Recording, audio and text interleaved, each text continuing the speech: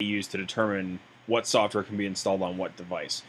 The way to think of it is when you go to restore your iOS device, whether it's an iPad or an iPhone or an iPod, you go into iTunes like I showed you in the other video and you click restore, and the first thing it does is it takes the identifier for your device and it goes up to Apple's server and it says, hey, I've got this device and this is the software they want me to put on it. Apple's server will by default try and give you the newest version. Now there is a way to restore it and specify the version of the software you want.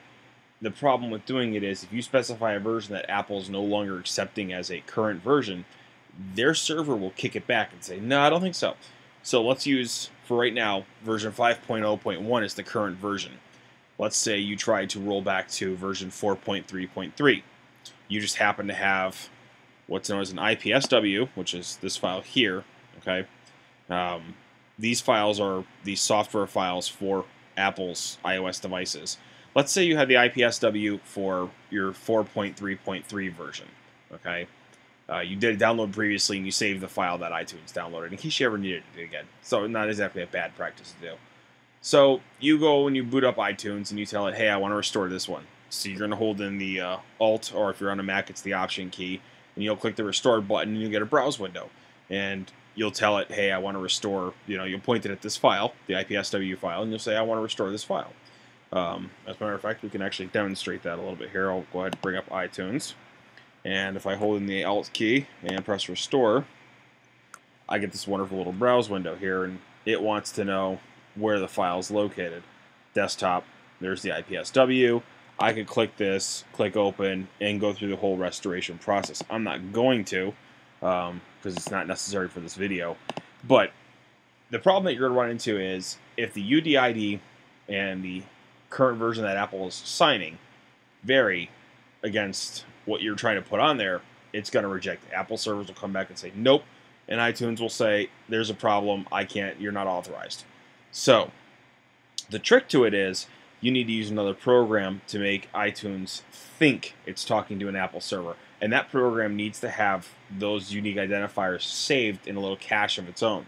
All right, so I use a program called TinyUmbrella for that. All right, those of you in the jailbreak community and so forth will be pretty familiar with it.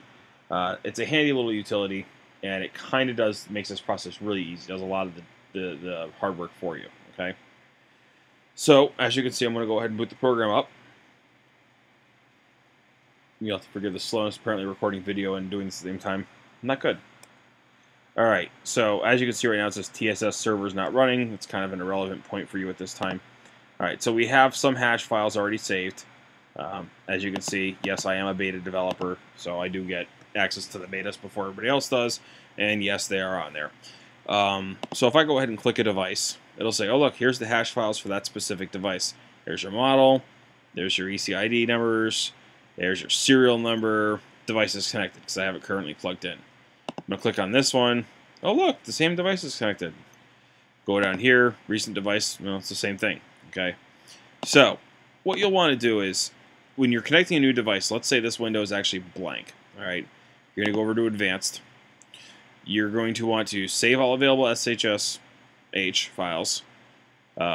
This is really kind of an irrelevant setting. Don't mess with it unless you're being instructed to by something else. Set host to Cydia. Make sure that is not checked. You don't want that. It's obnoxious and can be a real pain in the butt. Request host from Cydia. Again, uncheck it. Can be a pain in the butt. Overwrite existing files. Yep, you can do that. That's fine. Yeah, when connecting a device, prefer my custom device name, blah, blah, blah. Those are really kind of a irrelevant setting. So go back to General. What you'll want to do is you're going to hit Save Hash, or Save SHSH. What that will do is that will go out to the iDevice and query it. So for the sake of this argument here, I'm going to unplug my iPad, which obviously you can see it didn't like, and I'm going to plug in my iPhone. Okay? And we're going to give the program a second, and it's going to say, oh, look, there's an iPhone. See that? So we're going to click on that. Now, I don't have any SHSH files saved. Now, as you can see, I'm on 5.1 beta 3 right now. And I want to record my SHSH file. Unfortunately, iPhoto has other thoughts for me. So as soon as that comes up, we'll kill it. And bam, there it goes. Come on. Okay. So we're going to go over to Advanced. We're going to make sure our settings are good, which they are. Go back to General. I'm going to hit Save SHSH. says, oh, look, the device is connected. It's going to go out, talk to the device, and it found an SH file.